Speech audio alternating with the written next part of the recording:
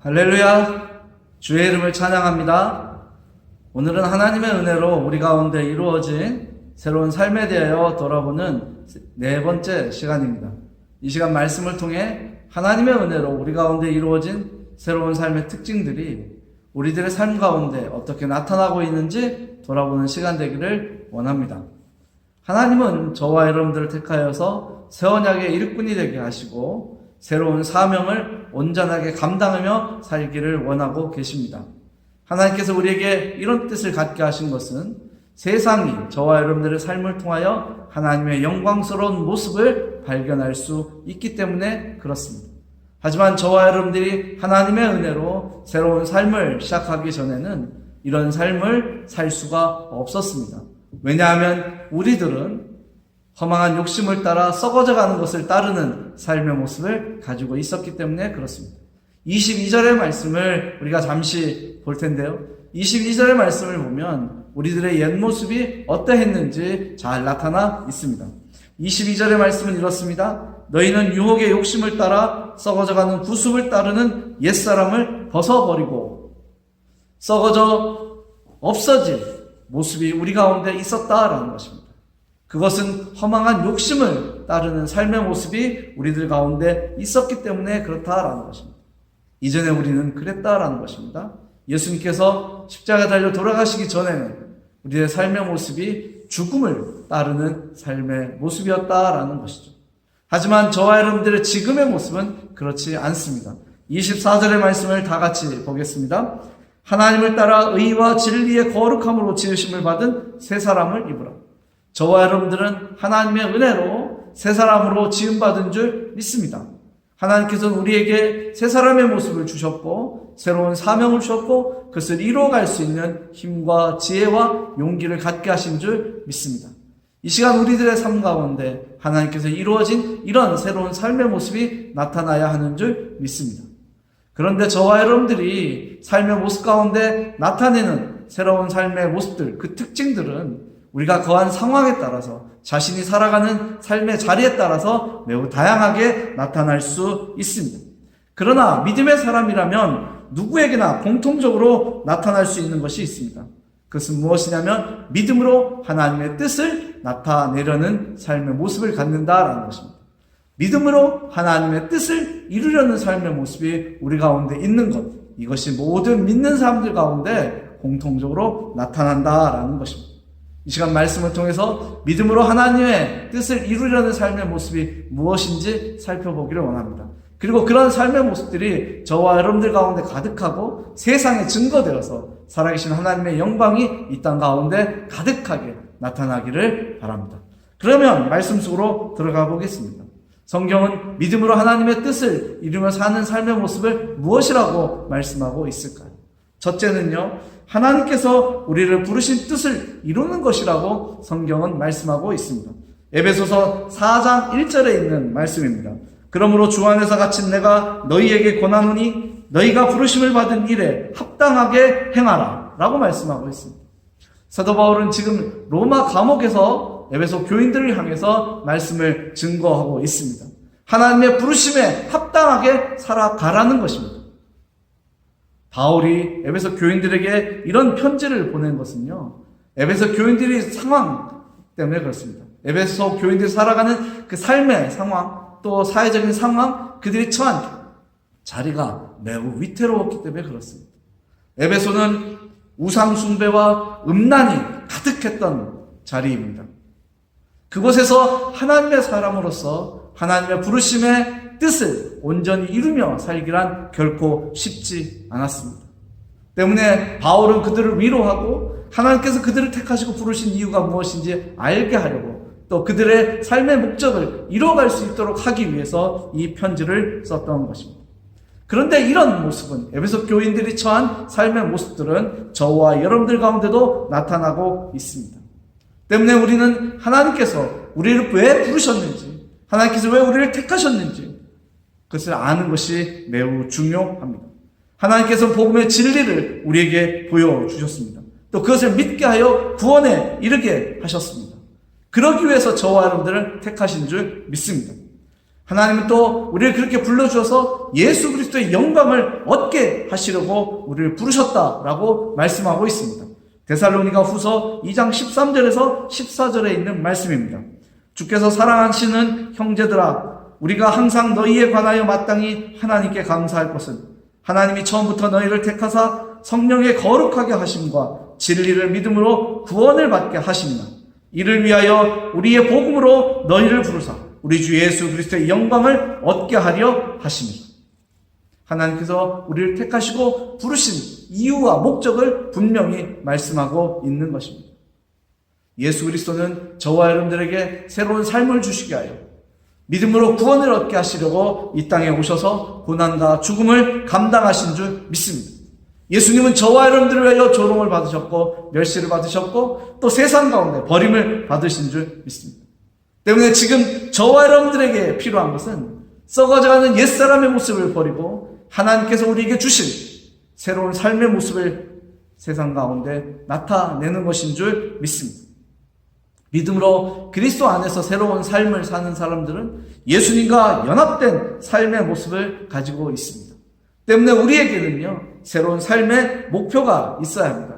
그것이 뭐냐면 그리스도와 더불어서 부르심의 상을 받는 것인 줄 믿습니다.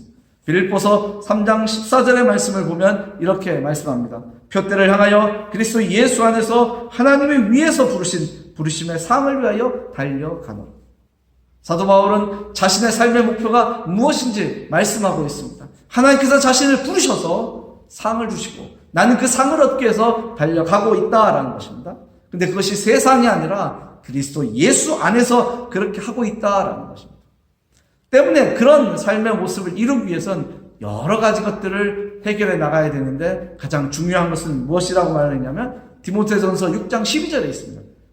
믿음의 선한 싸움을 싸우라, 영생을 취하라 하는 것입니다. 세상은 우리를 괴롭히고 세상은 우리를 무너뜨리고 세상은 하나님께서 저와 여러분들을 부르신 삶의 목적이 무엇인지 알지 못하게 하려고 회방하고 또 우리를 쓰러뜨리고 여러 가지 모습으로 방해하고 있습니다. 우리는 이런 것들과 싸워서 이겨야 하는 줄 믿습니다. 쓰러지고 좌절하고 포기하는 것이 아니라 그것과 싸워 이겨서 하나님께서 우리에게 허락하신 영생을 얻어야 하는 줄 믿습니다. 하나님께서는 우리에게 그리스도 예수 안에서 영광을 누릴 수 있도록 하셨습니다. 그런데요, 하나님이 예배하신 이 영광을 얻기 위해서 우리에게 필요한 것이 있습니다. 그것은 예수님과 함께 고난을 받는 것입니다. 성경은 말씀하고 있습니다. 자녀이면 또한 상속자, 곧 하나님의 상속자요 그리스도와 함께한 상속자니 우리가 그와 함께 영광을 받게 하여 고난을 함께 받을 것이다. 상속자라면 좋은 것과 나쁜 것을 함께 가져야 한다는 것입니다. 좋은 것은 없고 나쁜 것을 버리는 것, 그것은 상속자가 아니죠. 세상에서도 그것을 불효라고 이야기를 합니다. 예수님께서 고난을 받으셨기 때문에 우리도 고난받는 것이 상속자라서 가능하다는 것입니다. 우리가 하나님의 나라를 상속받을 권리가 없다면 우리는 고난을 외면해도 됩니다. 하지만 하나님의 나라의 상속자라면 우리는 예수님께서 받으셨던 그 고난을 외면하면 안 되는 줄 믿습니다. 베드로전서 2장 21절은 말씀하고 있습니다. 우리가 이 땅 가운데에서 고난받는 것은 당연하다라는 것입니다. 한번 보겠습니다. 이를 위하여 너희가 부르심을 받았으니 그리스도도 너희를 위하여 고난을 받사 너희에게 본을 끼쳐 그 자체를 따라오게 하려 하는 것입니다. 우리가 예수님을 따르는 삶을 살고 있기 때문에 세상을 살면서 고난을 받는 것이 당연하다라는 것입니다. 때문에 우리에게 하나님의 뜻을 이루려는 삶의 모습이 있고 그 의지가 있고 믿음이 있다면 우리는 고난을 두려워하거나 외면해서는 안 됩니다. 하나님이 그것을 이기고 우리에게 허락하시는 영광스러운 생명의 풍성함을 얻게 하고 또 영광스러운 삶을 하늘에 속한 축복을 누리기 위해서라도 우리는 그 고난을 이기고 하나님이 부르신 뜻을 세상 가운데 나타내야 하는 줄 믿습니다. 우리를 부르신 하나님의 뜻은 우리에게 이루어진 구원의 은혜와 영생의 기쁨 그리고 부활의 소망을 세상 가운데 증거하는 것인 줄 믿습니다. 이것을 이루기 위해서 저와 여러분들은 어렵고 힘든 길이 있어도 외면하지 않고 인내하며 그 길을 가야 하는 줄 믿습니다. 하나님의 인도하심을 믿고 나아가십시오. 성령의 도우심을 믿고 나아가십시오. 예수님께서 예비하신 그 삶의 자리를 바라보며 나아가십시오. 그러면 우리는 하나님께서 저와 여러분들을 택하시고 부르신 뜻을 이루어 갈 수 있는 줄 믿습니다. 믿음으로 하나님의 뜻을 이루는 새로운 삶의 특징, 두 번째 모습은 무엇이냐면 하나님께서 우리에게 명하신 뜻을 이루는 것이라고 성경은 말씀하고 있습니다. 로마서 6장 11절의 말씀입니다. 이와 같이 너희도 너희 자신을 죄에 대하여는 죽은 자요 그리스도 예수 안에서 하나님께 대하여는 살아있는 자로 여길지어다. 우리가 예수님을 믿고 따르며 하나님을 의지하는 것은요, 더 나은 삶을 살기 위한 것이 아닙니다. 더 나은 삶, 더 좋은 삶을 살기 위해서 예수님을 믿고 따르는 것이 아니라는 것입니다. 저와 여러분들이 예수님을 믿고 따르는 삶의 목적과 이유는요, 새로운 삶을 살기 위한 것입니다. 더 나은 삶이 아니라 새로운 삶을 살기 위해서 그렇다라는 것입니다. 때문에 우리는 죄를 멀리하고 하나님의 영광을 바라보고 그리스도 예수 안에서 하나님께서 맡기신 사명을 감당하며 살아야 하는 것입니다. 우리에게 새로운 생명을 주신 하나님께서는요, 우리가 죄에 대하여는 죽고 의에 대하여는 살아가는 삶의 모습을 이 땅 가운데 나타내기를 원합니다. 그러기 위해서 우리에게 필요한 것이 있는데 그것은 뭐냐면 마음을 새롭게 하는 것입니다. 그래서 세상의 풍조를 따르지 않고 하나님의 뜻을 이루기 위해서 자신의 삶을 하나님께 드리는 것이라고 말씀하고 있습니다. 로마서 12장 1절과 2절은 말씀합니다. 그러므로 형제들아 내가 하나님의 모든 자비하심으로 너희를 권하노니 너희 몸을 하나님이 기뻐하시는 거룩한 산제물로 드리라. 이는 너희가 드릴 영적 예배니라. 2절의 말씀입니다. 너희는 이 세대를 본받지 말고 오직 마음을 새롭게 함으로 변화를 받아 하나님의 선하시고 기뻐하시고 온전하신 뜻이 무엇인지 분별하도록 하라. 이것이 하나님께서 우리에게 명하신 새로운 삶의 모습을 나타내는 것인 줄 믿습니다. 분별하여 세상의 풍조를 따르지 않는 것, 그래서 하나님의 영광을 온전하게 세상 가운데 나타내는 것, 이것이 하나님께서 원하신다라는 것입니다. 때문에 예수님께서는요, 제자들에게 말씀하셨습니다. 무엇을 입을까? 무엇을 마실까? 무엇을 입을까? 염려하지 말라는 것입니다. 그러면서 하나님의 나라와 그의 의의를 먼저 구하라고 말씀합니다. 그러면 이 모든 것들 위에 더하여 주시겠다라고 약속하셨습니다. 세상의 풍조를 따르면 우리는 하나님께서 명하신 뜻을 이룰 수 없습니다. 때문에 예수님께서는 제자들에게 말씀하셨던 것입니다. 그것은 이방인들이 구하는 것이니까 너희는 하나님의 나라와 그의 의를 먼저 구하라라는 것입니다. 이 말씀을 통해 우리는 우리에게 이루어진 새로운 삶의 목적을 어떻게 살아야 하는지 알 수 있습니다. 하나님의 뜻은요, 우리가 부르심에 응답하고 우리를 바르게 세우시고 새롭게 세우신 그 뜻에 따라서 거룩해지는 것이라고 말씀하고 있습니다. 고린도 후서 7장 1절은 이렇게 말씀합니다. 그런즉 사랑하는 자들아 이 약속을 가진 우리는 하나님을 두려워하는 가운데서 거룩함을 온전히 이루어 육과 영과 온갖 더러운 것에서 자신을 깨끗하게 하자라는 것입니다. 우리를 깨끗하게 하자, 거룩하게 하자라는 것입니다. 여기서 사용된 거룩이라는 말은요, 세속적인 것과 죄악된 것과 구별되는 것을 이야기하는 것입니다. 그래서 청결한 상태 또는 성화라는 뜻을 가지고 있습니다. 그런데 여기서 중요한 것이 있습니다. 이 성화라는 것이 예수를 믿고 새로운 삶을 사는 사람들에게 선택사항이 아니라는 것입니다. 이 성화는 예수 그리스도를 믿고 또 예수님의 공로로 죄에서 해방되고 새로운 삶을 살아가고 있는 사람들, 하나님의 종이 되어 새로운 삶의 목표를 이루는 사람들 모두에게 나타나야 할 필수적인 삶의 모습이라고 성경은 이야기합니다. 로마서 6장 22절은 말씀합니다. 그러나 이제는 너희가 죄로부터 해방되고 하나님께 종이 되어 거룩함에 이르는 열매를 맺었으니 그 마지막은 영생이라. 거룩함에 이르는 열매, 그것이 곧 영생이라는 것입니다. 하나님은 우리가 거룩해지기를 원하십니다. 그래서 하나님께서 예배해 놓으신 영원한 삶을, 풍성한 생명의 기쁨을 누리며 살기를 원하고 계십니다. 이것이 하나님께서 우리에게 맡기신 것입니다. 하나님께서는요, 우리를 하나님의 은혜로 옛사람의 옷을 벗게 하셨습니다. 그리고 새 사람을 입게 하셨습니다. 죄로부터 자유롭게 하셨습니다. 그리고 영생을 따르는, 영생을 이루는 삶의 모습을 가질 수 있도록 만들어 주셨습니다. 우리는 믿음으로 하나님의 종이 되는 회심을 갖게 되었습니다. 그리고 새로운 삶을 시작하였습니다. 이건 하나님의 은혜인 줄 믿습니다. 때문에 지금의 우리들의 모습 가운데 이전의 모습이 나타나서는 안 됩니다. 이전과는 다른 삶의 모습이 나타나야 하고 그것을 통해서 하나님께 영광을 돌려야 하는 줄 믿습니다. 세상과 구별되지 못한 삶은 하나님의 은혜를 버리는 것입니다. 우리에게 이루어주신 하나님의 사랑을 외면하는 것인 줄 믿습니다. 또 세상과 구별되지 못한 삶은요, 하나님의 축복을 누리는데 걸림돌이 된다는 사실을 기억하시기 바랍니다. 여러분 자신에게 이루어진 변화를 확인하시기 바랍니다. 그리고 그 모습을 통해서 믿음의 성장을 경험하시며 하나님께서 우리에게 원하시는 성화의 기쁨을 누리시기를 주의 이름으로 축복합니다. 자, 세 번째로 믿음으로 하나님의 뜻을 이루는 삶의 특징이 무엇인지 한번 보겠습니다. 디모데후서 1장 14절에 있는 말씀입니다. 우리 안에 거하시는 성령으로 말미암아 내게 부탁한 아름다운 것을 지키라. 세 번째 새로운 삶의 특징은요, 하나님께서 맡기신 뜻을 지키는 것, 이루는 것이라고 성경은 말씀하고 있습니다. 한번 생각해 봅시다. 하나님께서 저와 여러분들에게 맡기신 것이 무엇인데 성경은 그것이 아름다운 것이라고 말씀하고 있을까요? 하나님은 분명히 우리에게 아름다운 것, 정말로 세상에서 가장 귀한 것을 맡기셨다라고 성경은 이야기합니다. 그게 무엇일까요? 여러분, 한 사람 한 사람에게 다 주어진 것입니다. 그것은 바로 복음입니다. 여러분, 이 복음은요, 모든 믿는 자에게 구원을 베푸시는 하나님의 능력이라고 성경은 말씀하고 있습니다. 로마서 1장 16절의 말씀입니다.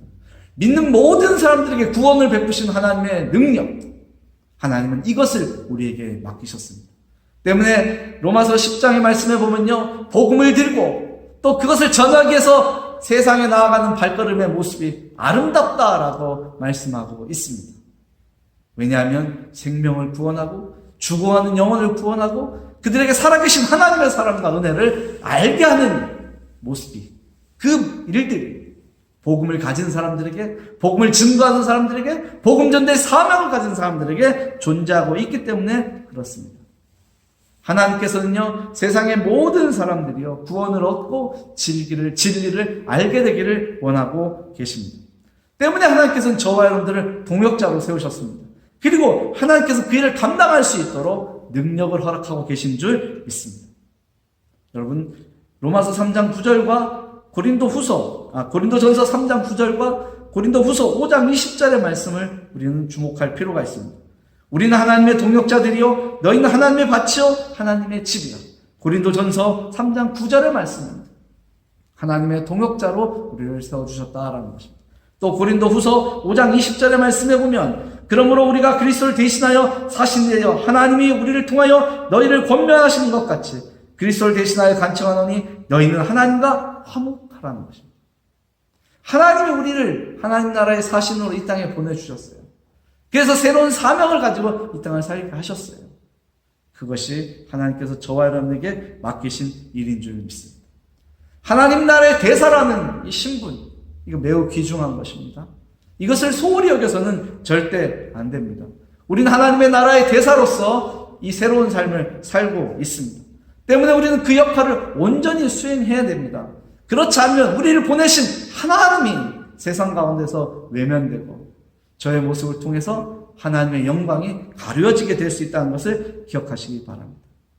하나님을 사모하게 만들고 하나님의 사랑이 무엇인지, 그 은혜가 무엇인지 사람들이 찾게 하려면 저와 여러분들의 모습이 매우 중요하다는 것을 기억했으면 좋겠습니다. 죽음에 이르는 영혼을 구원하고 하나님의 의를 나타내는 복음을 전하는 사명이 저와 여러분들에게 있습니다. 때문에 하나님은 우리들의 모습이 아름답다라고 말씀하고 있는 것입니다. 그런데요, 우리가 이 사명을 감당하는데 나 혼자만의 힘으로는 감당하기 어렵습니다. 나 혼자만의 힘으로 하나님께서 맡기신 사명을 결코 감당할 수는 없습니다. 하지만 예수님께서 말씀하신 성령이 우리에게 임하시면 우리는 그 모든 일을 감당할 수 있는 줄 믿습니다. 사도행전 1장 8절은 말씀합니다. 오직 성령이 너희에게 임하시면 너희가 권능을 받는다라는 것입니다. 그리고 우리는 세상에 나아가 하나님의 증인으로서의 사명을 감당할 수 있다라는 것입니다. 그런데요, 예수님께서 약속하신 이 성령은요, 이미 저와 여러분들 가운데 임하여 있는 줄 믿습니다. 사도행전 2장 38절의 말씀에 보면 베드로가 이르되 너희가 회개하여 각각 예수 그리스도의 이름으로 세례를 받고 제사함을 받으라. 그리하면 성령의 선물을 받으리라 말씀하고 있습니다. 우리는 예수 그리스도를 믿음으로 영접하였습니다. 나의 죄를 고백하였습니다. 예수께서 나의 구세주라는 사실을 믿음으로 고백하고 침례나 세례를 받았습니다. 그런데 성경은 이야기합니다. 바로 그때 성령이 우리에게 선물로 오신다라는 것입니다. 이 시간 저와 여러분들의 삶 가운데 성령이 계신 줄 믿습니다. 이미 내주하여 계신 줄 믿습니다. 우리는 그 성령의 능력을 받아서 하나님께서 우리에게 맡기신 것들을 세상 가운데 보여줄 수 있고 증거할 수 있는 줄 믿습니다. 새로운 삶을 통해 하나님께서 우리에게 맡기신 사명은요, 세상의 그 무엇과도 비교할 수 없는 귀한 것인 줄 믿습니다. 생명을 살리는 것, 영혼을 구원하는 것, 또 하나님께로 그들을 인도하는 것이 저와 여러분들에게 주어진 새로운 사명이기 때문에 그렇습니다. 언젠가 주님 앞에서 우리가 받게 될 상을 상상해 보십시오. 그 모습을 상상하면서 현재 우리에게 맡겨진 삶의 모습을 돌아봤으면 좋겠습니다. 하나님께서 여러분들에게 맡기신 그 복음전도의 사명, 그것을 온전하게 감당하는 것, 그것이 새로운 삶의 모습을 세상 가운데 나타내는 것이라는 것을 다시 한번 기억하시기 바랍니다. 이제 오늘의 말씀을 정리합니다. 오늘 우리는 말씀을 통해서 하나님께서 우리를 부르신 목적을 이루어가고 명하신 것을 따라 지키며 맡기신 사명을 감당하는 것이 믿음으로 하나님의 뜻을 이루는 새로운 삶의 특징이라는 것을 확인했습니다. 다윗은 하나님께 이런 기도를 드렸습니다.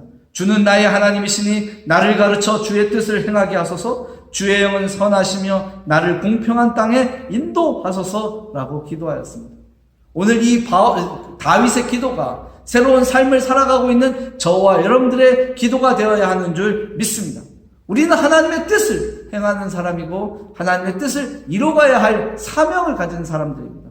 때문에 하나님이여 나를 가르치시고 나를 지켜주셔서 내가 주님의 뜻을, 하나님의 뜻을 이룰 수 있도록 도와주세요라는 기도가 있어야 하는 줄 믿습니다. 이 기도가 우리 가운데 이루어질 때 저와 여러분들의 모습은 24절의 모습을 경험할 수 있습니다. 본문 24절은 이렇게 말씀합니다. 하나님을 따라 의와 진리의 거룩함으로 지으심을 받은 새 사람을 입으라. 이 새 사람을 입은 이 모습이요, 나만의 노력으로는 결코 할 수 없습니다. 주님의 도우심, 주님의 인도하심, 주님의 예비하심이 없으면 우리는 그 일을 감당할 수 없습니다. 저와 여러분들은요, 새로운 삶의 열매를 일구어가는 신앙의 농사꾼입니다. 농사꾼은요, 수고하고 헌신하는 모습을 통해서 열매를 얻습니다. 우리가 새로운 삶을 살아가는데 이 수고가 없고 헌신이 없다면 새로운 삶의 모습들은 나타날 수 없습니다. 요한일서 2장 17절은 말씀합니다. 이 세상도 그 정욕도 지나가되 오직 하나님의 뜻을 행하는 자는 영원히 거하느니라. 하나님의 뜻을 행하는 자가 영원히 거한다는 것입니다. 우리의 수고와 우리의 헌신은 결코 헛것이 아닙니다. 하나님이 맡기신 사명을 이루는 것이기에, 또 하나님께서 원하시는 뜻을 이루는 것이기에 그 끝에는 하나님이 기뻐하시는 생명의 열매들이 얻게 되는 줄 믿습니다. 비록 우리가 작은 시련과 작은 괴로움으로 주저앉고 또 망설이고 때로는 힘들어서 포기할 것 같지만 하나님은요, 우리의 삶을 결코 불행하게 만드시는 분이 아닙니다. 하나님은 저와 여러분들을 인도하셔서 새로운 삶의 목표에 이르도록 하고 계신 줄 믿습니다. 하나님 우리가 복된 삶을 얻기를 원합니다. 그리고 그것을 누리길 원합니다. 이런 삶의 모습들은 예수님을 따르는 많은 사람들을 통해서 이미 검증되었습니다. 이제는 우리가 그것을 경험하고 세상 가운데 나타내야 하는 줄 믿습니다. 저와 여러분들의 믿음으로 하나님의 뜻을 이루려고 한다면 우리는 그것을 경험할 수 있습니다. 세상에 나아가 믿음으로 하나님의 뜻을 이루려는 저와 여러분들의 삶 가운데 우리 인도하고 지키시는 하나님의 은혜와 사랑이 언제나 가득하고 풍성하기를 주님의 이름으로 축복합니다. 기도하겠습니다. 하나님 감사합니다. 오늘 주께서 저희들과 함께 하셔서 믿음으로 하나님의 뜻을 이루는 삶이 무엇인지 알게 하셔서 감사합니다. 이제 우리 가운데 그 삶의 특징들이 나타날 수 있도록 도와주십시오. 비록 우리는 연약하고 부족하지만 하나님께서 함께 하시면 할 수 있는 줄 믿습니다. 주님, 우리가 살아가야 할 세상 가운데 우리를 우뚝 설 수 있도록 도와주십시오. 주께서 그 길을 예비하여 주시고 그 삶 가운데 동행하시며 그 삶의 결과를 하나님께 영광스럽게 드릴 수 있도록 인도하여 주옵소서. 한 사람 한 사람의 삶의 자리를 지켜주시고 저들의 삶의 모습이 하나님의 뜻을 이루는 새로운 삶이 될 수 있도록 인도하여 주옵소서. 우리가 서로들 위하여 기도하며 우리가 교회를 위하여 기도하며 또 죽어가는 영혼들을 위하여 기도할 때 하나님 우리가 우리에게 맡겨진 사명을 하나하나 이루어가는 것을 경험하는 줄 믿습니다. 하나님 우리에게 서로를 위하여 기도하고 죽어가는 영혼들을 위하여 기도하고 그들에게 복음을 전할 수 있는 모습이 나타날 수 있도록 축복하여 주옵소서. 예수님의 이름으로 기도하였습니다. 아멘.